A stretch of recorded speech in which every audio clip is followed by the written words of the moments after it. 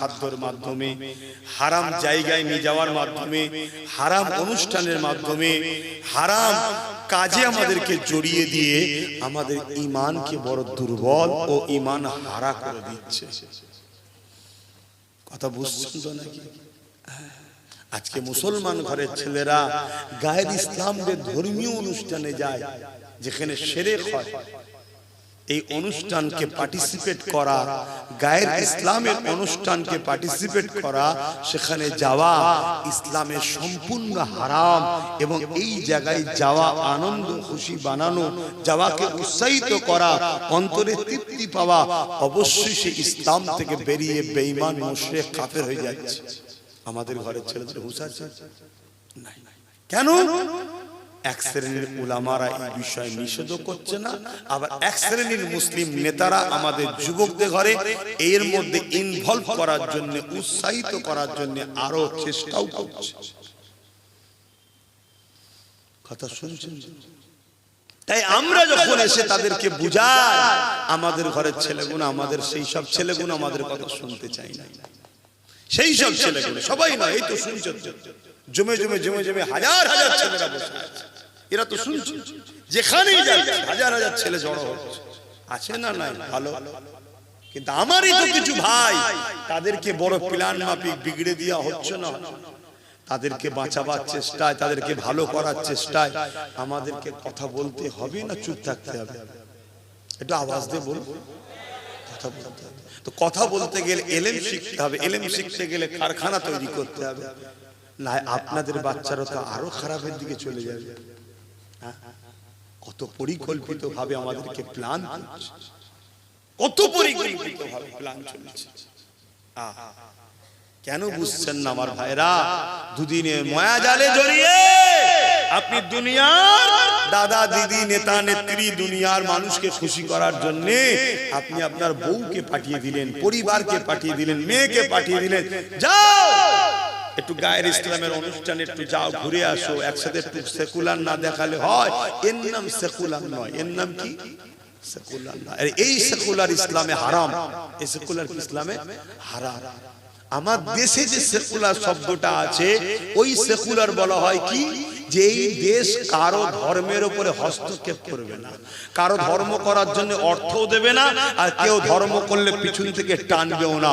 অর্থাৎ দেশ নীরব থাকবে ধর্মের ব্যাপারে, যার যেটা পছন্দ তার কাছে নিজের ঘাটের পয়সা খরচ করো। এটা হলো আমার দেশের সেকুলার। আর ওই সেকুলার অর্থটা আমরা আমাদের দলের পাশে লাগিয়েছি। কথা মাথায় ঢুকছে তো নাকি? কিন্তু আরেকটা সেকুলারের নামে যে জিনিসটা হচ্ছে, যে ধর্ম যার যার উৎসব সবার, ওই সেকুলারটা ইসলাম ধর্মে হারাম এবং মাননে ওয়ালারা মুশরিক কাফের হয়ে যাবে যদি মুসলমান ঘরের ছেলে বিশ্বাস করে। শুনছেন আমার কথা? কোথায় চলে যাচ্ছি আমরা? এবারে আমি যে কথাটা বললাম, এখন সমস্যা হচ্ছে কি, উলামাদের মধ্যে দুটো দল আছে। আমার নবী বলেছে এটা খায়রুল উলামা, এটা শাররুল উলামা। ওই যে খারাপ উলামা যারা, দুনিয়াদার উলামা যারা, তাগুদি উলামা যারা, তারা আবার ওই জালিমদের ঘরে নিয়ে বক্তব্য দেবে না, ও সব আব্বাস সিদ্দিকী বা ওই যারা হকের পক্ষে বলছে উলামারা ঠিক বলছে না, আমরাই ঠিক বলছি। তো এই জন্য আপনাদেরকে বলবো, সাধারণ লোককে ঈমানকে বাঁচাবার স্বার্থে মোকাবেলার জন্য মুখোমুখি করো না, এক জায়গায় বসাও। এই কথা বুঝছেন না? বুঝছেন? খুব সাবধান। হযরত ওমর ফারুক রাদিয়াল্লাহু তাআলা তিনি বলেছেন, যখন কোন গায়ের ইসলামের শিরকি ধর্মীয় কোন কর্মকাণ্ড চলবে, উৎসব চলবে, এমন করে ধর্মের কাজ চলবে, ওই জায়গাতে খবরদার তোমরা যেও না, কেননা ওই সময় আল্লাহর পক্ষ থেকে লানত নাজিল হয়। এ যুবকেরা, তরুণেরা, অমুসলিমের সঙ্গে মিশতে ইসলাম নিষেধ করেনি, অমুসলিমকে ভালোবাসতে নিষেধ করেনি, অমুসলিমকে সাহায্য করতে নিষেধ করেনি। অমুসলিমকে প্যার করো, অমুসলিমকে ভালোবাসো, তাকে সাহায্য করো, তার সাথে বিজনেস করো, তার সাথে রাজনীতি করো, তার সাথে রাষ্ট্র চালাও, সবটা চলবে। কিন্তু মনে রেখে দেবে, দেবে তার ধর্ম তোমার আল্লাহ পাকের বিরুদ্ধে, তার উৎসব তোমার দ্বীনের বিরুদ্ধে, তোমার দ্বীনে যে কোনো নিষেধ আছে আরাম আছে তার কাছে সেটা বৈধ জায়েজ আছে। এই জন্য ইসলাম তোমাকে ধর্মীয় ব্যাপার থেকে দূরে থাকতে বলেছে। সামাজিক ভাবে, মানবতা হিসাবে, ইনসাফ হিসাবে, ইনসানিয়াত হিসাবে, মনুষ্যত্ব হিসাবে তুমি একে অপরকে সাথ দাও। এখন যদি কোনো মুসলমানের হৃদয়ে আমার কথা শুনে মনে হয় যে আমরা মিলেমিশে আছি, আব্বাস মনে হয় ডিভাইড করছে, আমি সেই শুভ বুদ্ধি সম্পন্ন মানুষকে বলতে লাগবো যদি কোনো অমুসলিম ভাই আমার কথাতে কষ্ট পায়, কষ্ট পাওয়াটা ভুল হবে। যদি বলেন কেন, আমার ধর্মের একটা উৎসব আছে ঈদুল আজহা, ওই ঈদুল আজহা কি আমার অমুসলিম ভাই এসে আমার উৎসবের প্রিয় পশুর হ্যামন করে, পশু যখন কুরবানি হয় ওই কুরবানিতে সে কি পার্টিসিপেট সাথ দেবে? কেন দেবে না? সেই ভাই বলবে আমার ধর্মে নিষেধ আছে, ওয়েলকাম, ঠিকই তো। তোমার ধর্মে যেমন নিষেধ তুমি আসছো না ভাই, আমার ধর্মও নিষেধ আছে, তাই আমি যাবো না ভাই। কিন্তু দিনের বাইরে তুমি মানুষ, আমি বাইরে, আমরা একে অপরে মিলেমিশে থাকাতে তো নিষেধ ইসলাম করেনি। আমি কি বুঝাচ্ছি, বুঝছেন? এই শিক্ষাটা আমার সমাজ যদি ভুলে যায়, আর আমার সমাজ যদি আল্লাহ দ্রোহী হয়, নবী বিদ্বেষী হয়, তাহলে আমার সমাজ ধ্বংস হবে না হবে না?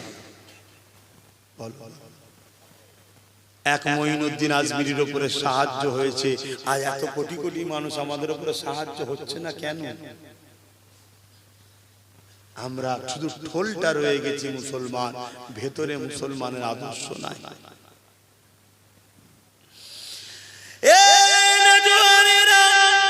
আমার কথাকে কি নজরে নেবে ওটা আমার জানার বিষয় নয়, আমার বলার বিষয় হলো এটা, আমার নবী পাক অনেক কষ্ট করে দ্বীন ইসলাম কায়েম করেছে।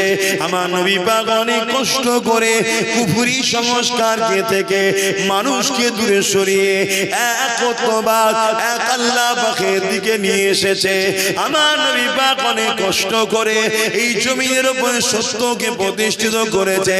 আমার নবী পাক অনেক কষ্ট করে আল্লাহ পাকের তাওহীদকে প্রচার করেছে। এই জমিনের উপরে কোন মুসলমান আল্লাহ পাকের তাওহীদের বিরুদ্ধে অনুষ্ঠানে গিয়ে পার্টিসিপেট করতে পারে না। যদি কেউ করে তাকে মুসলমান বলা যাবে না, তার জানাজা পড়া যাবে না, সে মুসলমান। সুরাতে মুনাফিক, মুনাফিকের জন্য দোয়া চাওয়া, মুনাফিকের জানাজা পড়া আল্লাহ পাক কোরআনে আমার নবী পাককে নিষেধ করে দিয়েছে। এই যুবকেরা হযরত ওমর ফারুক রাদিয়াল্লাহু তাআলা এই বিষয়ে বারবার ভাবতেন, আল্লাহ জানে এমন কোন এলান করে দেয় মুনাফিকদের জানাজা, মুনাফিকদের দোয়া চাওয়ার বিষয়ে আল্লাহ পাক আয়াত নাযিল করে নবী পাককে জানিয়ে দিয়েছে, হে ঈমানদারেরা, মুনাফিকের জানাজা যেও না, মুনাফিকের জন্য দোয়া চেও না।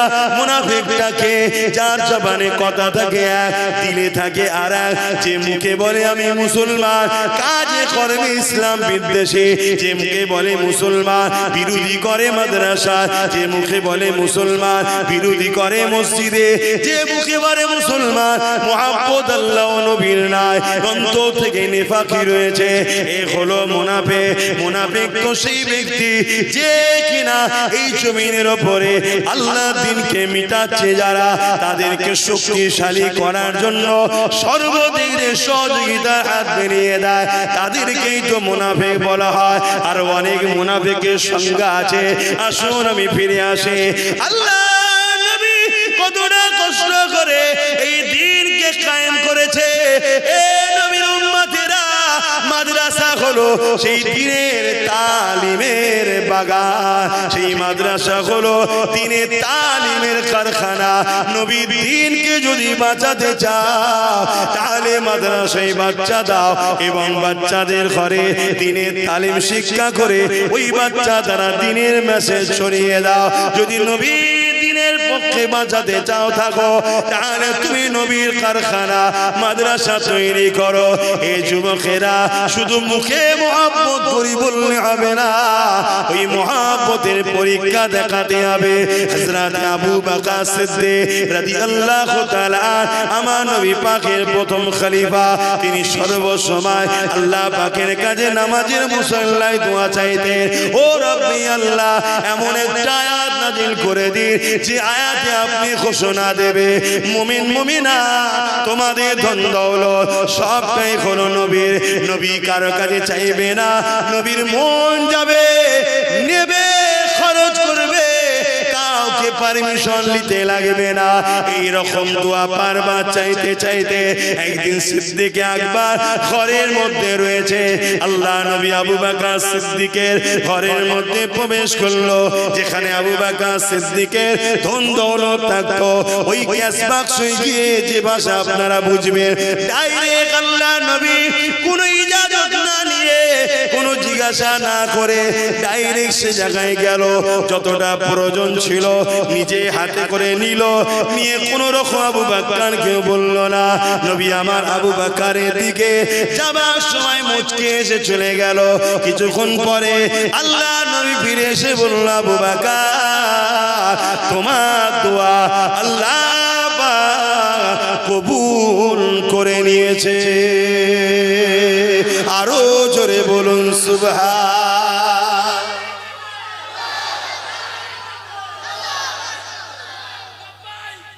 ইয়া রাসূলুল্লাহ, তুমি যে ঈমানদার ততক্ষণ পর্যন্ত হতে পারবে না যতক্ষণ তোমার ব্রেনে এটা না থাকে ঘরটা তোমার নয় রাসূলের। তুমি যে ঈমানদার ততক্ষণ পর্যন্ত হতে পারবে না যতক্ষণ তোমার মধ্যে এটা না থাকে আমার জমি, আমার ব্যাংক ব্যালেন্স, আমার পকেটে আমার যা কিছু আছে সবটাই নবীর। কথা শুনছেন? খরচ করার পারমিশন আছে, খরচ